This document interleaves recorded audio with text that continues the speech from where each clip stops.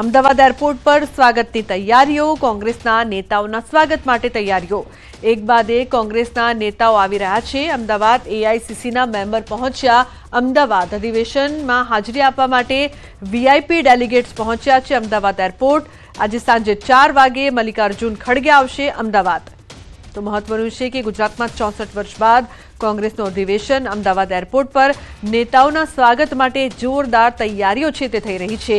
એઆઈસીસીના member પણ પહોંચી રહ્યા છે અમદાવાદ અને તમામ તૈયારીઓ છે તે કરવામાં આવી રહી છે। સાંજે 6 વાગે મલ્લિકાર્જુન ખડગે પણ અમદાવાદ પહોંચશે। ઉલ્લેખનીય છે કે ગુજરાતમાં 64 વર્ષ બાદ કોંગ્રેસનું અધિવેશન કોંગ્રેસ માટે ખૂબ જ મહત્વપૂર્ણ છે।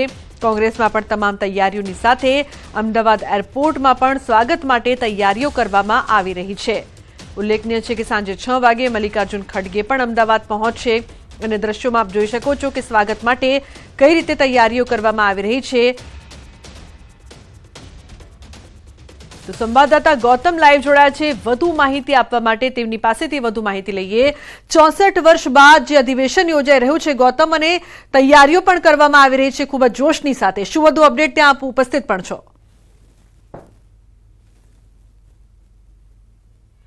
ચોક્કસથી એરપોર્ટ ખાતેથી એક બાદ એક નેતાઓ જે છે તે ગુજરાત આવી રહ્યા છે। કોંગ્રેસના નેતાઓનું આ ભવ્ય અધિવેશન જે છે તે યોજાવા જઈ રહ્યું છે। મહત્વનું એ છે કે 64 વર્ષ બાદ આ અધિવેશન જે છે તે ગુજરાતની અંદર આયોજિત કરવામાં આવ્યું છે। અનેક નેતાઓમાં પણ ભારે ઉત્સાહ જે છે તે જોવા મળી રહ્યો છે। જે નેતા અહીંયા આવી રહ્યા છે તેમનું રજીસ્ટ્રેશન જે છે તે કરવામાં આવી રહ્યું છે। આજની વાત કરીએ તો આજે મહત્વના નેતાઓની વાત કરીએ તો કેસી વેણુગોપાલ જે છે તે ગુજરાત પધારવાના છે। ડીકે શિવકુમાર જે છે તે પણ ગુજરાત પધારવાના છે। નીરજ કુંદન સહિતના જે નેતાઓ જે છે તે ગુજરાત પધારવાના છે। રણદીપ સુરજેવાલ સહિતના નેતાઓ જે છે તે ગુજરાત આવી રહ્યા છે અને ખૂબ ઉત્સાહ જે છે તે જોવા મળી રહ્યો છે।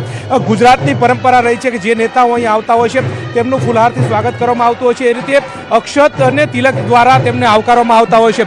ગુજરાતની એક પરંપરા પણ જોવા મળતી હોય છે કે જે નેતાઓ અહીંયા આવતા હોય છે તેમને અનેરો આવકાર જે છે તે આપવામાં આવતો હોય છે। એટલે કે આ રીતે માથા ઉપર ઘડા લઈ શ્રીફળ લઈને તેમનો આવકાર જે છે તે કરવામાં આવી રહ્યો છે। આ પ્રકારની તૈયારીઓ એરપોર્ટ ખાતે કરવામાં આવી છે। સાથે રજીસ્ટ્રેશન ડેસ્ક જે છે તે પણ તૈયાર કરવામાં આવ્યું છે કે જે નેતાઓ દેશભરમાંથી આવી રહ્યા છે તેમનું રજીસ્ટ્રેશન કરવામાં આવી રહ્યું છે। આપણી સાથે વિક્રમ માંડમ પણ છે, તેમની સાથે વાત કરીશું। કેટલા નેતાઓ આજે આવવાના છે 64 વર્ષ બાદ આ અધિવેશન ગુજરાતની અંદર મળવા જઈ રહ્યું છે? કેટલો ઉત્સાહ છે અને કોંગ્રેસને કેટલું બૂસ્ટઅપ મળશે? ઉત્સાહ તો આપ પોતે જ જોઈ રહ્યા છો। કોંગ્રેસનું 64 વર્ષ પછી જ્યારે અધિવેશન મળે ત્યારે આખા દેશમાંથી લગભગ 159 જેટલા વીવીઆઈપી ગેસ્ટ આવવાના છે। એની આગતા સ્વાગતા માટે કોંગ્રેસની આખી ટીમ એ યંગ જનરેશનથી માંડીને વડીલમાં વડીલ સુધી બધા આગતા સ્વાગતા માટે તૈયાર છે અને બુસ્ટર ડોઝ તો લાગવાનો છે। બુસ્ટર ડોઝ કોઈ અધિવેશનથી લાગશે એવું નથી, પણ પ્રજા પણ હવે ત્રાહિમામ પોકારી ગઈ છે ભારતીય જનતા પાર્ટીથી। આજનું અધિવેશન છે એ ફક્ત ગાંધીજી અને સરદાર પટેલના જે ગુજરાત છે એને માન આપીને બોલાવવામાં આવ્યું છે। કેટલો ઉત્સાહ છે, કારણ કે વર્ષો પછી આ અધિવેશન મળવા જઈ રહ્યું છે। એક 50 વર્ષથી પણ વધારે સમય થઈ ચૂક્યો છે। 64 વર્ષ બાદ આ પ્રકારનું અધિવેશન મળવા જઈ રહ્યું છે। કોંગ્રેસના નેતાઓ જે છે તે ક્યાંક નિષ્ક્રિયતા જોવા મળતી હતી। આ પ્રકારની આનાથી કેટલો બૂસ્ટઅપ મળશે, કેટલા ઉત્સાહિત થશે?